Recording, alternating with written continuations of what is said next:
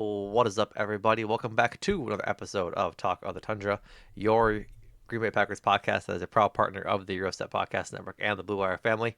As always, I am your host, Numac, coming back to your podcast feeds and your YouTube streams after a little bit of a hiatus. Took a little break as the Seahawks when the Seahawks win the Super Bowl, and the February just kind of commences and ends as I now record this on March 2nd. So, been a little bit sorry for a little bit of a break, but I'm going to be trying to get back to some regular recording schedule as we lead up to the draft in about a month and a half, 2 months ish, end of April. So, but that being said, since the last time you guys heard from me, there's been a lot of Packers talk, particularly in the last like week and a half, 2 weeks.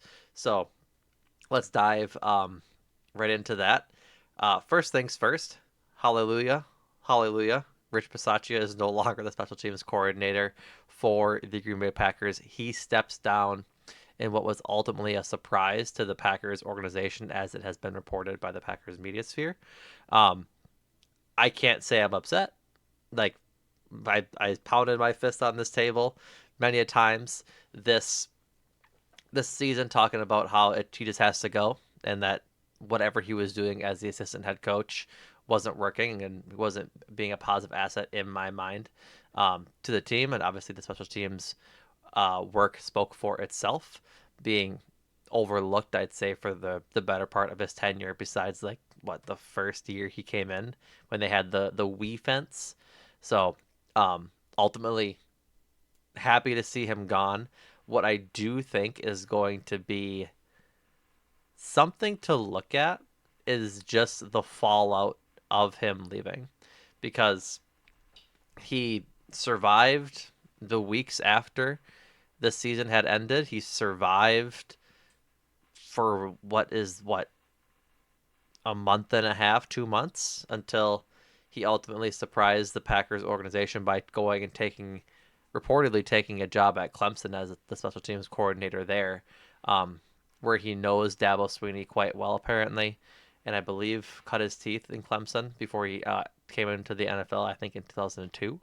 So ultimately, really weird. I wonder sort of what the conversation was about Rich Bisaccia's role going forward, like if he was going to keep his assistant head coach title or if a change had to be made there or something, is because like we've seen, the time management wasn't the best uh from Matt LaFleur, and like that's not entirely on him, but I'd imagine that was part of Rich's role, was figuring out situations and strategy around when to use timeouts and stuff like that. Challenges obviously is quite the conundrum for Matt LaFleur to figure out as well. I'd imagine that is a role that Rich Bisaccia had too.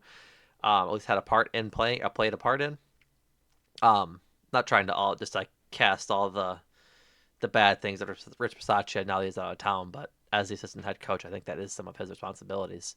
Um, and ultimately, I saw it somewhere. I think it might have been Zach Cruz talking about how um, he was a culture guy and ultimately just packs up and leaves to go somewhere else. And honestly, like if he's part of the culture, I am not even the littlest bit sad seeing him leave, because we've seen a culture from the Packers that has been, I don't want to call it soft, but it hasn't been like,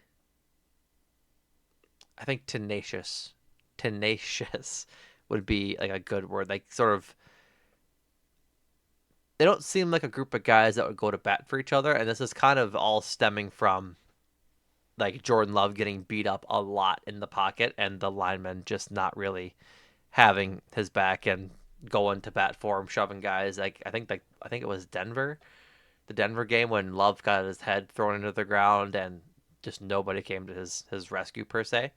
Something like that. Like I think they need a guy in there, and maybe they found one and the new guy they hired, but they need a guy that is gonna sort of rile up this team and kind of make it seem more like a team and not just a team trying to achieve a goal. Like these guys should, I think they do like each other, but I think someone needs to light a fire under them to really like defend one another in the trenches, and when the going gets tough. Like everyone likes to harken back to the years of Josh Sitton and TJ Lane and David Bakhtiari and even like the crew before that during like Favre's tenure with Brian Balaga. Like he crossed over, but Brian Balaga and Clifton and Mike Wally, if I'm pronouncing his name right, like all those guys, like they were Mark Tauscher, like all those guys, like would die on the field before they let someone touch Brett Favre or Aaron Rodgers in a way that was excessive and going to hurt him. So that's something I want to see out of this team, particularly from like the line part per se, but also just from the culture. You just don't beat up on our guys, and that's going to be evident when you play us. So he's gone. I took a lot of self-restraint not to make a historical reference about a bunch of soldiers holding a newspaper. If you don't want to talk about, you don't talking about when he got fired. Um, but either which way, he's gone. And on Friday, this past Friday, the 27th, Matt LaFleur hires Cam Accord as his new special teams coordinator. He was the assistant special teams coordinator for the New York Giants this past season, I think for the last 2 seasons, if I'm not mistaken. 24 and 25. But prior to that, he was on the Patriots squad from 2020 to 2023 as their special teams coordinator. He was, I think, in the same way, I think everybody besides like the elite special teams coordinators wants their special teams coordinator probably fired. And I say that in which I think it was Justice Mosqueda tweeted wrote an article for Acme Packing Company, excuse me, as I find my tongue potting again for the first time in a month. And he lists his Cam Accord's special teams units DVOA while he was with the Patriots. He was first in DVOA in 2020, which I think might be a bit of a, I don't want to say a fluke, but it seems like it. Just based on how the rest of these numbers go.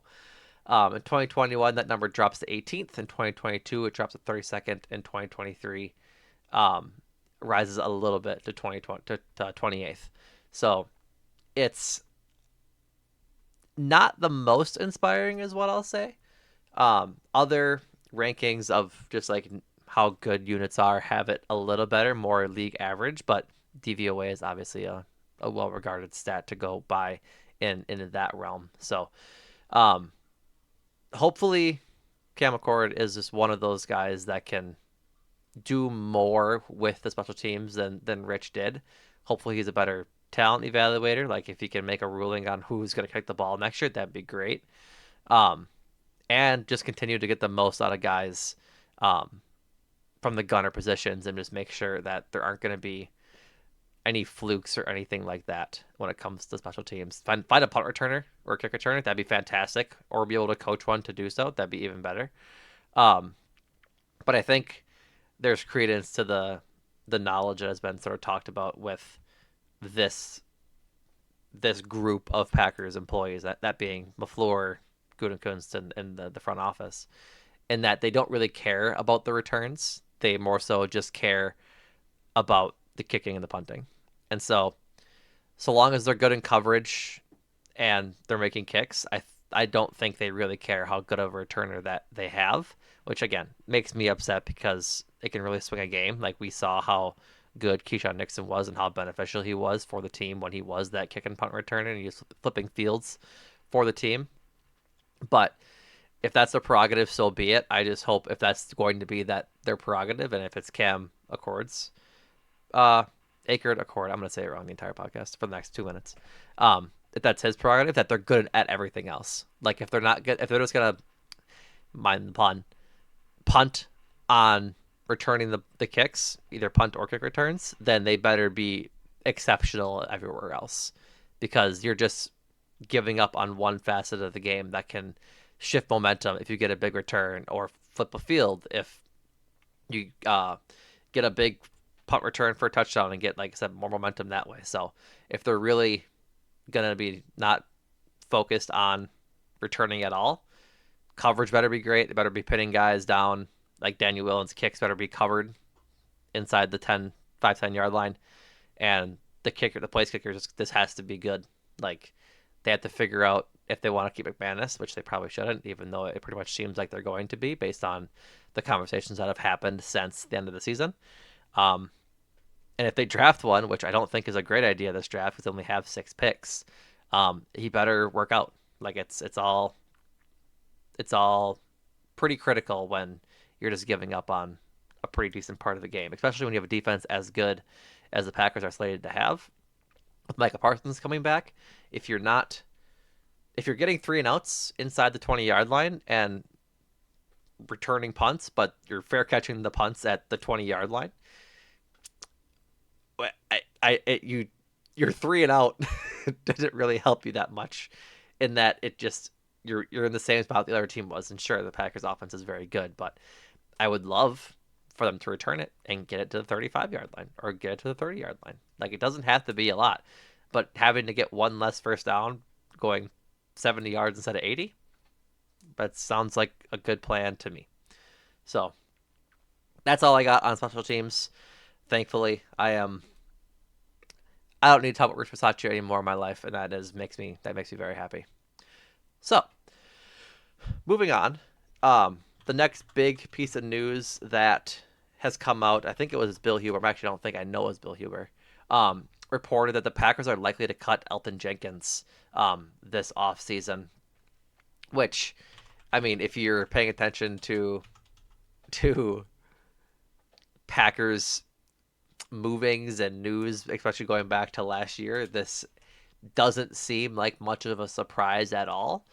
For the focus pretty much being is that like the the Elgton Jenkins and the team tried to tell all of the fans and the media that him sitting out last year wasn't part of a contract dispute, and it very well might not have, right? Like maybe we all just were assuming too much there. But I would argue that the reason he didn't sit out, or rather he had a back injury, which he did have throughout the season, but if he did sit out, was for this exact scenario where they shift him from guard to center and ultimately has a fine season, just fine season, is hurt a lot, doesn't ends up not finishing the season because he has a season-ending injury, and now is going to be cut and lose out on a good chunk of his contract. Like if I'm Elgton Jenkins, I'd imagine that is the exact scenario I feared going into this year, knowing that I hadn't played center for much of my pro career at all. I'm pretty sure none, and only did it in college, and that was, golly, 7-8 years ago. And so it sucks for Elgton Jenkins, but I think like what it really signals is that they just don't think they're getting the production from Elgton Jenkins at center for the cap hit that he has. And yeah, that makes sense, but it ultimately, like in my mind, what you do is you move Elgton Jenkins back to guard where he belongs and figure out a center elsewhere. Um, Ultimately, the Packers disagree, and I don't blame them for it. They saved $19.5 million by cutting him. Only have $4 million in dead cap, so they can use that $19.5 million elsewhere to sign existing free agents that they might like, free agents that they don't want to leave, Romeo Doubs, Sean Ryan, those sort of guys, or go out and find replacements. And so, as you're looking at replacements, what the line could look like this year, the offensive line kind of looks like what are we going to roll this year? And I'm very curious as to how they managed to put this line together. I think you're locked with Jordan Morgan at left tackle. They wouldn't have drafted him there in the first round had they not wanted him to play left tackle. Um, I'm pretty sure that from all the talk from Brian Gutekunst and the team, they're not moving on from Aaron Banks, so he's going to be left guard most likely. Um, right now you have a hole at center. If you re-sign Sean Ryan to a small deal, he could be center. Um, but then most likely Anthony Belton at right guard and Zach Tom at right tackle. And that could be well and good, but I'm curious as to if Sean Ryan, one, wants to play center, two, if he doesn't get not a big deal, because I don't think he's like earned a large deal per se, but gets a big enough deal to where the Packers like, yeah, we're not going to match that. I could see that happening because I don't think he's bad. I think he's actually a league average guard and has positional flexibility and he can play center. I thought he played relatively well at center when he was thrust into that capacity this year. But um, I'm very very curious as to how this is going to play out for the Packers. Um, as such, their free agency options they're not. I don't want to say they're not limited, but um, it seems like each passing day the options kind of grow. Um, Ian Rappaport reported last week that I apologize to Wisconsin native and Keith in particular because I know he's going to say something. Uh, Tyler Biadasz, I don't know how to say his name, the center from the Commanders, the former Badger. They released him. He played 16 games in 2025 and allowed 3 sacks and committed 3 penalties. Um, and then today, the Lions themselves announced that they are releasing Graham Glasgow, or Glasgow. My apologies. He played 14 games in 2025, and he can play across the line as well. He's played sort of, I think, most of the interior offensive line positions, including center. And so you think about that $19 million that um, that you get back in cutting Elton Jenkins.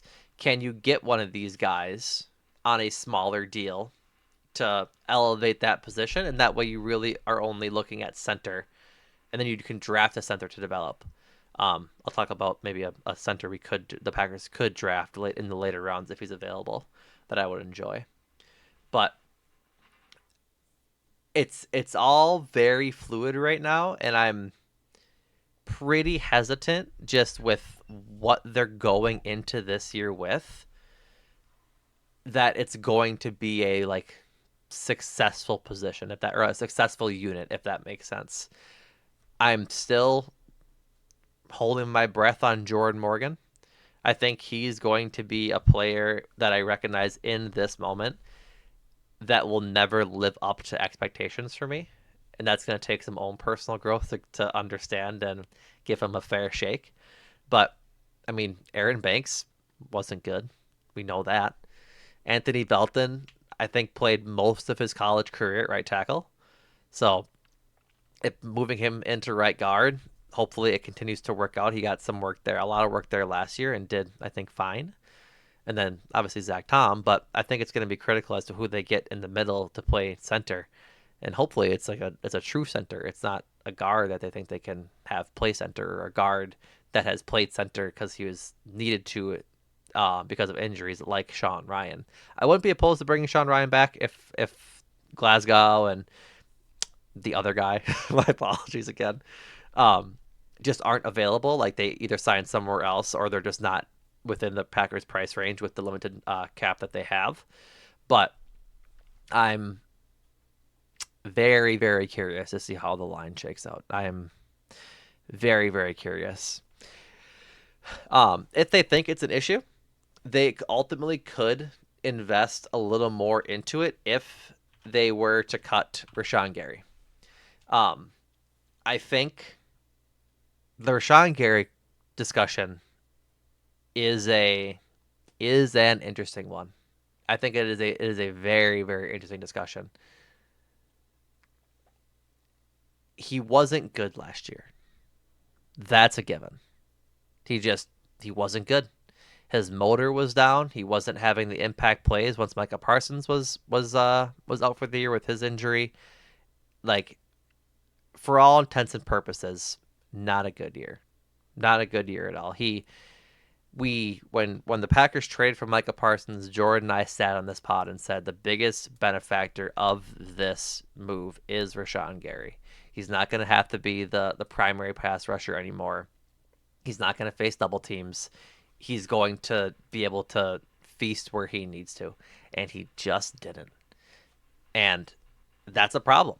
And for the cap number that he has, which is fairly significant if I remember correctly. Maybe I'll pull up a spot track quick, but it's a decent cap hit, and I don't know if the Packers really want to keep paying that number to know that they're the production's never been there for him.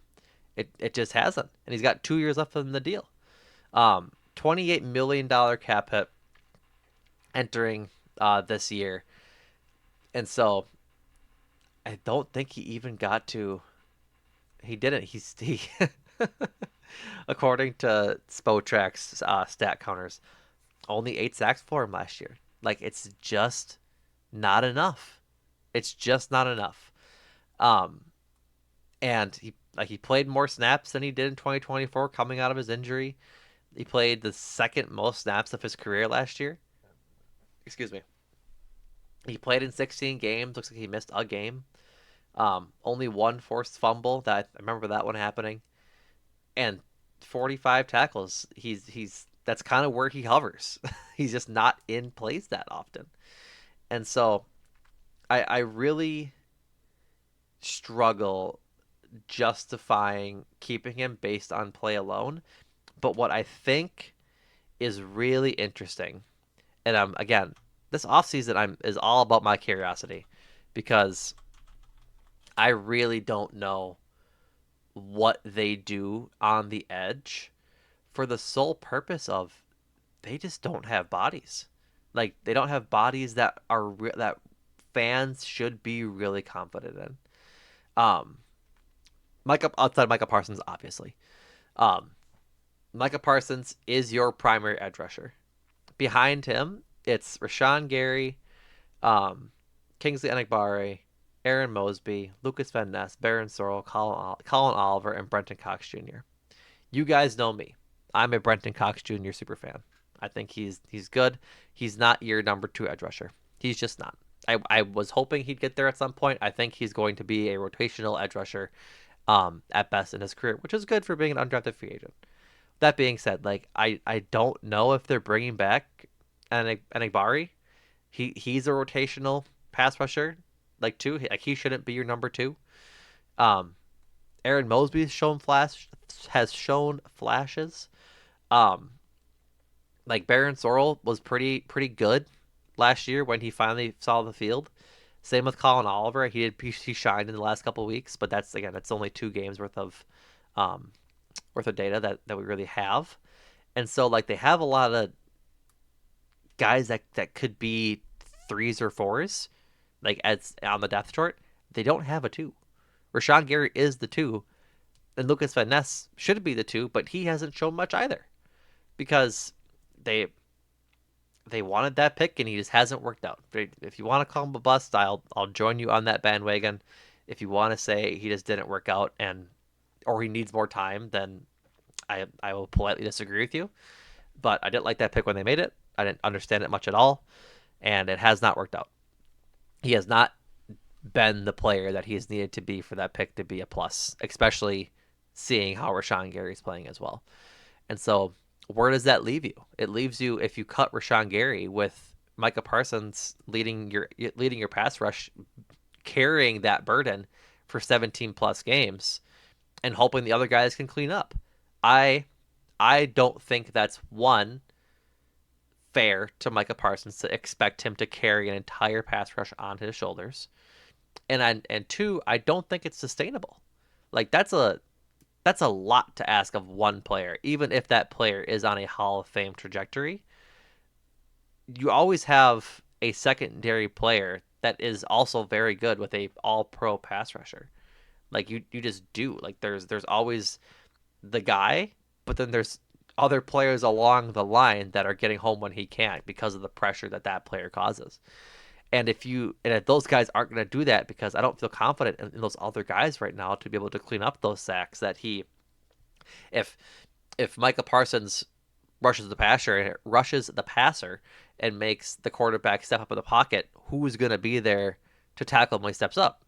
I don't think it's any of these edge rushers or anybody on the line right now, like besides Devontae Wyatt when healthy. And so if you're asking Lucas Van Ness or Baron Sorrell or Colin Oliver to be those guys, that is a lot to hang your hat on. That is that's a big ask, and I don't really enjoy it that much. But I don't know if I enjoy paying Rashawn Gary $28 million or $18 million plus bonuses to do it either, because he's shown he hasn't done it, and so it's I'm so curious as to what they're gonna do because I just don't know if there's a right answer. Like I'm sure there is. I'm sure there is. You could trade for Max Crosby. They won't. He'll cost too much. They would tank their draft capital um for a while. But looking at excuse me, looking at the free agent edge rushers, if we're going by market value, Trey Hendrickson's up there. Excuse me, while I take a sip of my beer. Need to wet my throat. Trey Hendrickson's up there. I don't think they can afford him, not even for a second. He's also 31 on the sunset of his career. They're not going to get guys who are in the middle of their career, like on the rise. They just can't afford that. Odafe Owe, chart from the Chargers. He's expected to look like probably get a big deal, at least according to Spotrac. Khalil Mack, if you wanted to play Khalil Mack, a deal for 1 year as you draft the guy and hope he can develop. Sure, but I don't think they can afford him either. And it's just like I'm looking at these guys and I just don't know, listener. Yes, you listener. I don't know. Do you pay 37-year-old Cam Jordan to come on down? I don't know. Maybe.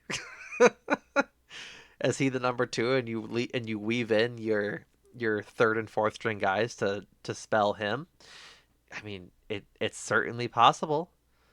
Do you pay Charles Omenihu, the Chiefs edge rusher? Like, I just don't know. Emmanuel Ogbah is available. I haven't heard that name in a minute. Like, there's just Josh Pascal's available. I don't know. I'm sure they'll figure something out. I'm sure of it, and I would imagine they might spin the wheels on one of these guys. Do you want to pay Jadeveon Clowney? He looks like he'll get $5 million according to Spotrac. They could spin the wheels on Clowney, but they need a second edge rusher. If it's Rashawn Gary, you gotta pray to any higher being that'll listen that Jonathan Gannon can, again, I use this phrase often, just light a fire under him. What else are you supposed to do? Because it can't be a run back of last year. He'll drive fans and I'm sure coaches nuts. Like you have to run after offensive players. You can't just jog and lightly run after them. Like that's just not how the effort works in the NFL. That's what the money is for, as Keith would love as a reference too. But like it's just mind-boggling. That's all. I really don't know what they'll do, and I'm earnestly interested as to how they're going to do it. We'll see. In due time, league year starts, I think, next week, if I'm not mistaken. I think free agency starts in I think the same time the league year starts. I guess I don't know for sure. Either which way, it's gonna be interesting. March 11th at 3:00. So next Wednesday is when free agency starts, which I'd imagine is when the league year begins as well. So, yeah, I don't envy Goody in this aspect at all, not even a little bit. Moving on to my own personal 9/11. The Packers have announced that they will not tender Emmanuel Wilson and he'll be a unrestricted free agent. That is with the caveat that, for all intents and purposes, he could be signed to a smaller deal than what his tender would have been. And so the idea being, just don't pay him as much money, bring him back, and have run back the same running back room as you did in 2025.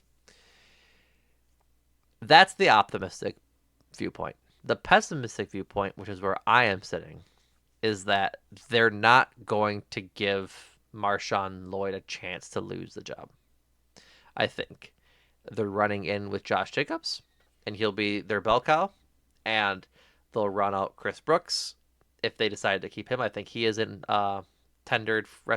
He is a restricted free agent as well, if not mistaken. Or they might do the same thing they did with Wilson and not tender him and then sign him for a league minimum deal. But I think they want to know what they have in Marshawn Lloyd, and they want to give him the opportunity to do so, which means you can't have 5 running backs on the roster. And we know that Chris Brooks is a fan of the coaching staff because of his pass blocking ability, which leaves Emmanuel Wilson out to dry. I think it's ill-advised. I as snake-bitten as Marshawn Lloyd has been and how much it stinks, they're going to have to spend a draft pick on a running back. They have to. Like, Marshawn Lloyd has been in the league. This will be his 3rd year and hasn't taken a snap in the regular season. I'm like 95% sure. If it has, it's been like 6. It hasn't been a lot. And so what do you do when you can't rely on a guy to be available when it matters? Like, they drafted him to be, he has 6 attempts in the NFL, and that was his rookie year. It's nuts. And so what do you do when you get to training camp and he's hurt again? And you have no Emmanuel Wilson, and you have to bring in whoever off the street to back up Josh Jacobs. Like, Josh Jacobs has a lot of miles on his body. I think he's still a very good running back. I think he is a plus in the Packers room. Like, there was talk pre-combine of like, ooh, did the Packers cut Josh Jacobs and save X amount of money in the cap this year? No. That is a terrible idea, with the only option being they sign Kenneth Walker, which I think would be a fine thing to imagine happening. Like, if that's what you want to happen, great. I like Kenneth Walker. It's not happening. Like, they're not going to spend the limited amount of cap that they have to play with this offseason on Kenneth Walker when they have Josh Jacobs at home. Like, it's just not a good way to spend their money, given they have holes at corner, given they have holes on the line, and they have holes at edge rusher. Like, they have other more important players to be, or positions to be paying for than running back, especially when you have a starter rostered. But with that being said, they can go sign somebody as a backup and say, beat out Marshawn Lloyd, non-guaranteed deal. Like, what is I don't think Najee Harris would take a deal, like a non-guaranteed deal. But like, Miles Sanders is a free agent, I'm pretty sure. Like, I'm fine with that. Kenneth Gainwell is a free agent, I'm pretty sure. Rashad White's gonna get more than a league minimum deal. But like, if he wants to beat up for like a second job and redo what he was doing in Tampa, so be it. Brian Robinson in San Francisco, he could, if he doesn't want to stay there. Like, there's options for backup running backs in the NFL. But what I don't want to do is roll with Marshawn Lloyd as the second guy and not sign anybody else. Like, I'd rather they bring someone in to compete with him and have for when he inevitably gets hurt. I don't want him to get hurt. I want to see what he can do. But he hasn't proven that he can stay on the field. When Christian Watson was hurt, he could prove that he could be on the field at least a little bit, right? And you saw what he could be. There was potential there. There was a reason to not cut bait with him 2 years ago, right? Marshawn Lloyd is an unknown. And for a team that's hoping to compete for Super Bowls, you can't have unknowns at positions like backup running back because all it takes is one injury to a running back with, again, a lot of miles on his legs to be thrust into that position. And if you have two of those injured running backs, then all of a sudden you're trotting out Chris Brooks as your starting running back and whoever your practice squad guy is, and guys like Patrick Taylor come to mind as like, okay, you're congrats, you're now playing running back for the Green Bay Packers in the playoffs, which, like, sure, very James Starks-esque, but not the position I want to be in come playoff time. And so, especially when this team and Matt LaFleur in general loves to run the ball versus putting the ball in Jordan Love's hands. So big breath in. I don't know that I love the decision to non-tender Emmanuel Wilson for the fear of him getting scooped up, and I'm afraid of Marshawn Lloyd's availability as always. Drink break.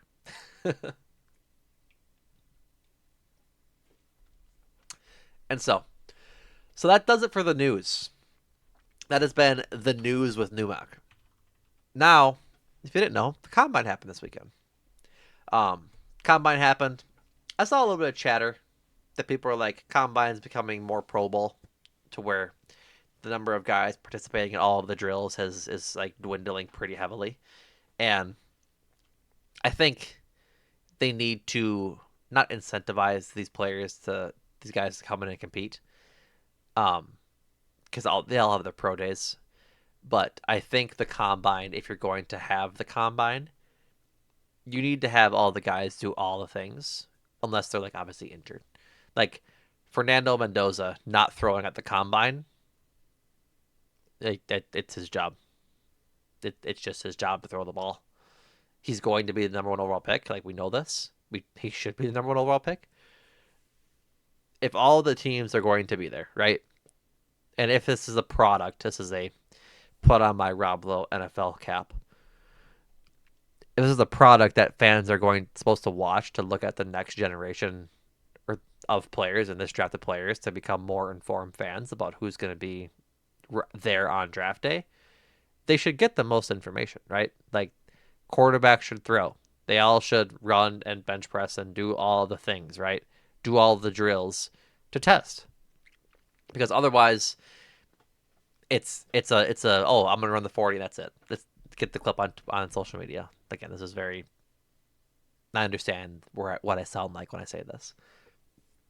But that being said,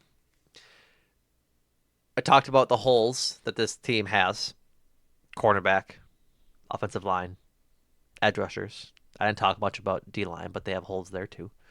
And so, I'm gonna take this next little bit here.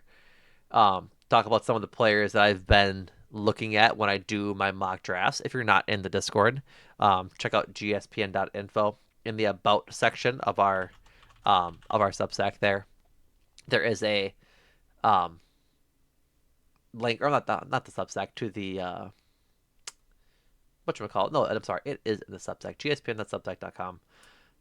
In the about section, there is a link to the Discord server. You can find it there.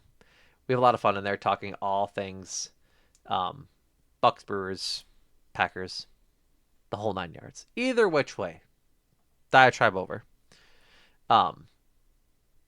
When I do my mock draft Monday, I have found these guys relatively available at certain picks, second, third, fourth round, going into the fifth round sometimes. Some of them are available, and they all graded out well. So I think it's due time to just talk about maybe some of those guys that are there. This isn't my draft coverage or the guys that I'm looking for and such, but these are the guys that I've been my first look, essentially. I haven't watched tape on them, but I've looked at their stats enough to see, like, okay, the stats are good. Let's watch tape later to see what they actually look like as football players. And so, first up is Chris Johnson. He is a quarterback out of San Diego State. He's one of the top cornerbacks in this draft. Not a first-round talent, at least not yet. He's not. I don't. He's usually there at 52 when I'm picking him on PFF's mock draft simulator. Um, Grades out very well. An RAS score of 9.71, unofficial, but at the combine he measured at 6 feet tall, 193 pounds. He had 17 reps on the bench, a 38-inch vertical, and a 10-foot broad jump, and then his 40 time was very good. Runs a 4.440 with a 1.56 10-yard split. I'm trying to see if I can compare him quick because I honestly think I'm very curious to see. I can't find the compare button, so I won't do it. What his RS compare up here at the top left. See what this does as I switch back to my screen here. Let's do Chris Johnson and then San Diego State at corner. And then our second player is Eric Stokes. Went to Georgia, also at corner. So let's see what this pulls up as. If it will, oops, wrong thing. There we go. Did it tell me?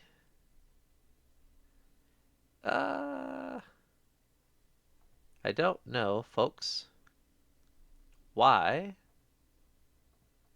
it is not letting me pick a college, or why it's not letting me. This is riveting podcasting, I know. I'm sorry. Let me retry this. I know, like I said, riveting content for you. My sincerest apologies as I try to see if this will work. Oh, there we go. Perfect. Now, what does that look like? Looks pretty even to me. They picked Eric Stokes in the first round, 2021. Could Chris Johnson just be the Eric Stokes they want him to be? Maybe, maybe not.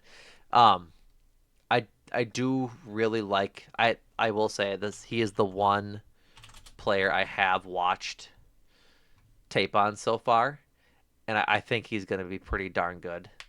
I'm looking for big board on PFF, not anything else. Chris Johnson in his final year at San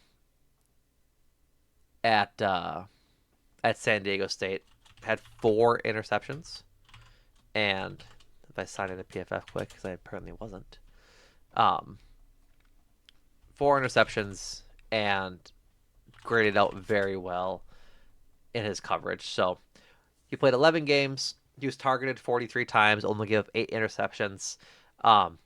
Geez Louise, his QB passer rating when thrown at was 16. That's pretty darn good. Did not allow TD. Played 561 snaps on outside corner. His coverage grade was 92. His completion percentage was only 41.9%. Call it 42. Zone coverage grade 92. Grade from PFF. Man coverage grade 74. All elite numbers compared to his peers last year. And so take PFF for what you will. I know it's getting worse, right? I understand that. But it's the data that I have in front of me. Either which way, I think he can be like a good counterpart to Keyshawn or whoever they want to roll out as cornerback 1 next year. They need to invest in the position desperately, and if they aren't going to do it via a good free agent signing because they just don't have the funds to do it, obviously, they need to start doing it in the draft and hitting on these guys. Because as good as it feels to hit on Carrington Valentine in the 7th round or whenever he was picked, he's not a plus corner, right? And you would say, Numac, they don't need plus corners when they have Micah Parsons rushing the passer. Of course, but then the unthinkable happens and he gets hurt, and then they're really in a bad way because they're not plus corners. And so that's where I sit with that. So Chris Johnson, if I have to do a mock, he's usually the guy I pick. I can't wait to honestly dig into a lot of these guys because Lord knows they're not going to pick the guy I want them to pick. Listener, as I wring my hands and Cooper DeJean and Jackson Smith and Jigba and and so many other guys that they've neglected to draft at to my dismay. Um, in the third round is Danny Dennis Sutton. He is a edge rusher out of Penn State, another guy that I think has done pretty well. Um, or it has not done, I should say done pretty well. Like I said, I haven't watched tape on him, but um, is the guy whose stats kind of jump off the page. His RAS is a 9.96 unofficial. The unofficial just is because of their 10-yard and 20-yard splits. But 6'5" and a half, 256 pounds, which is small for an edge rusher, but a vertical of 39.5 inches and a broad jump of nearly 11 feet, 40-yard dash of 4.63, and then a shuttle cone or a three cone time of 6.90. He's athletic. He's really athletic, and like if you're looking for a guy to go across from um Micah Parsons, like this is the guy you want. You know what? I'm gonna do the thing I just did, and I made you guys listen to, and I'm gonna see if I can compare. This is this is solely in helmet scouting only, but I want to compare Micah Parsons. Um, I want to compare Micah Parsons and Danny Dennis Sutton just for fun, just because I can. I'm allowed to do that. Um, because I'm like I said, I'm merely just curious, and you're gonna have to indulge me as I ask the relative athletic score site to uh, to work for me at this point. And alas, they don't. So whatever, not a big deal. But um, Danny Dennis Sutton. Let me see if I can pull up his stats here quick. Whoops, whoopsie daisies. We're kind of off the rails here now that I'm switching all these tabs. So my apologies, listener. Please forgive me. Um, in 2025, he had 8 sacks, 14 hits, and 29 hurries. Primarily played outside of the tackle. Graded out well in all the pass rushing metrics, pass rush grade, run defense grade, true pass set rush grade, and pass rush win rate. That's 15.8%. Um, league or like college average at 5.8% for run stopping, but had 9 sacks in 2024 and 5 in 2023.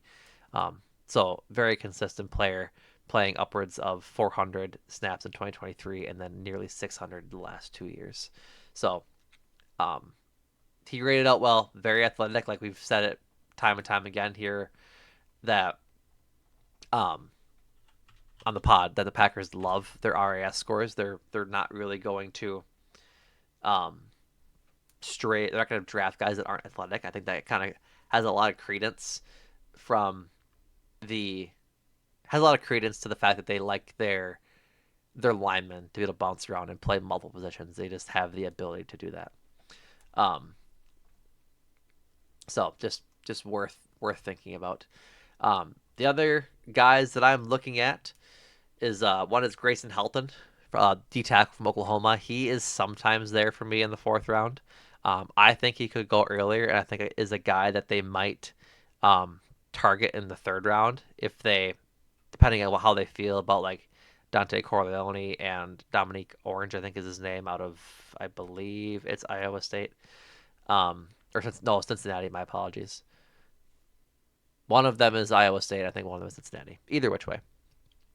Um, but I like a lot of Grayson Helton's stats. He has a 9.23 RAS score. Not the tallest, not the heaviest. So the I think the weight he needs to kind of bulk up if he's gonna be obviously a D tech. I think he's a 3 technique if I'm not mistaken. I did have this written down at some point, but I've since lost that note. Um, but athletic, 36.5-inch vertical. Um, he's elite there, and a 9 foot, 9.5 foot broad jump, another elite uh, marker there, and then a 4.82 40. Like that big boy is moving. So ended up not doing the bench press, to which I go back to my point earlier. I want to know what this big man can bench. I want to see how much the big man can push big object. My caveman brain wants to see that, and I want to know how strong he is. Because if he's not the tallest and not the heaviest, I need to know he's like strong, right? So that he can push offensive linemen around and not get kind of mucked around in the trenches. So that's just my little gripe there. Um, but for Grayson Halton out of Oklahoma in 2025, 5 sacks, 3 hits, and 22 hurries. Grades out again really well according to PFF across the board. A 10.2 run stop rate. That's an elite number. Good run defender, good pass rush. Like all this, he's just on paper. Gotta haven't watched that video on this guy. Just seems very good. Kind of plays all over the line too, primarily in the B gap, but he's taking snaps in the A gap, over tackle, outside tackle, all that good stuff. So, plus plays in a Power Five or a power conference in the SEC. Like he's getting sacks against decent teams. Um, so you know what? I'll see who we got sacks against this year. Just never mind. Ignore me. Ignore me. The last guy is another corner. This corner is I don't know how I feel about Davison Igbonason. Cornerback out of Ohio State. Um, really fast, around a 4.45 40, 6'2", 189 pounds. Only just okay explosion, a 34-inch vertical and a 10-foot broad jump according to the RAS like meters and such, as you're seeing on your screen if you're watching on YouTube. But an 8.64 RAS, which is well within like what the Packers are comfortable typically drafting. But I have friends who are from Cleveland who are Ohio State fans and things like that, and I asked like, why is this guy a fifth round talent? Like I didn't early on in the mock draft process, I kept seeing like he's available in the fifth, he's available like in the fourth. I'm like, if I'm looking at his PFF stats, it was kind of shocking. He had in 3 years at Ohio State, he played 650 in 2023 snaps at outside corner, 676 in 24, and 544 in 2025. Uh, he had 5 touchdowns allowed and no interceptions in 23, so like not ideal, right? But then the last 2 years he's gotten better, 2 interceptions and 2 touchdowns allowed in 24, and then this year 2 interceptions, no touchdowns allowed, including a passer rating of 42.6% and a completion percentage of 47.8%. So he's got really good numbers, right? And so I was asking, and apparently this man loves holding. He does. He loves it. I think if you were to ask him, Davison, what is your favorite thing in the whole wide world to do? He would most certainly answer, um, I I love to hold the receiver when I'm in coverage, which obviously isn't good. I think I'm looking at his stats right now as I go to his page. In 2024, this man had 13 penalties called against him. 13. That is a lot. That's a lot, folks. If you didn't know, in 2023, when he had, which was like obviously his first year at Ohio State, he was an Ole Miss transfer from 2022 to 2023. He had 6 penalties, and he had 5 this year. Um, and so he just loves holding. I guess in training camp he was forced to use boxing gloves to be able to, like in practice, to coverage so that he would stop holding. But there's a good player in there. If they can develop him to not hold and to be a lockdown corner, he could be a pretty significant steal in the middle rounds of the draft. Um, I don't know if they're gonna draft two corners, which has long been the discussion between me and the Discord since I've been doing my mock drafts. I would like them to draft two. In my Utopia mock draft, they draft Chris Johnson in the second. They draft Danny Dennis Sutton in the third. They draft um, Grayson Halton or Davison Igbonason in the fourth. Like that is a good draft for me to address issues. It's not a good D tackle draft. There's not a lot of depth there, so I would prefer they figure out a different way to address that issue this offseason rather than in the draft and wait till next year maybe. Um, but yeah, I'm a big fan of these four guys so far. Also Pat Coogan, he wasn't at the combine, but center from Indiana. He's available in the fifth sometimes. I think they need to address line in some way, shape, or form, particularly center. So I think they might go that way. Um, and then just for funsies, I really enjoy Keisha on James Newby in the seventh round for an edge rusher.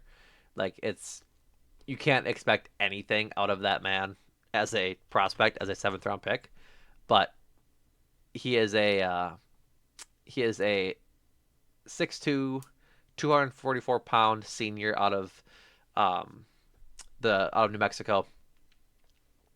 Get this. In his last 3 years, 2023, he had 5 sacks, 8 hits, and 30 hurries. In 2024, in 13 games, he had 10 sacks, and he had 10 sacks in 2025. He's, for all intents and purposes, when it comes to PFF's grading, an elite pass rusher. His win rate is 24%, which is insane. If you're gonna take a flyer on a guy, I would love them to take a flyer on this guy. Like if they have 3 seventh round picks, I'm not sure if he's gonna be there because I need to watch tape on this guy because I don't know why he's a seventh round prospect according to PFF. Like he's always there for me to pick as my last pick. I don't get it. I'll have more for you, listener, as I get closer to doing my draft coverage. So that does it for me, folks. That was 58 minutes of your boy Numac, your trusty host Numac, just talking Packers, just talking pack, talking news, talking draft, talking combine. Um, I am going to try and be back in this podcast feed next week should the Packers make any moves initially for free agency. I will try to find a co-host to hang out with me and talk about that. Jordan's still around. He just has life going on. So with it being the off season, I'm letting him just do his thing and talking to you guys solo dolo. Shout out Kid Cudi. So with that, folks, that is it for this episode of Taco Tundra. I thank you so much for listening. Go check out all things Bucks as Ty and Rohan make ends meet, make do. They figure out what they're talking about with this Buck season, as the Bucks, I'm imagining, lost their game tonight to the Boston Celtics in Giannis's return. I thought he played. Oh no, that's yesterday. My apologies. Yesterday, yeah, he played. They lost 108 to 81. Just an abysmal showing from your Bucks. Giannis plays 25 minutes and has a fine game. Has a fine game for being his first game back, but yeah, Lord knows what Doc is doing because it's not coaching. So kudos to them for putting out good quality stuff, all things Bucks. So go check them out. If you are still here, I would appreciate it if you would subscribe to the YouTube channel. You can watch it there. You can see my mug talk to you for 59 minutes now. In season, we do go live after primetime games like Thursday night, Sunday night, Monday night kind of thing. So you can catch all of our live streams there. Probably won't be doing a live draft for the pod this year because they don't have a first round pick. But either which way, that's where you can catch us. You can catch me on Twitter at NewMacIsKnown and at Packers GSPN for the pod to get all those notifications when we push out a pod. And so that's it, folks. Appreciate you all listening. I will catch you sometime next week. And again, thank you and bye-bye.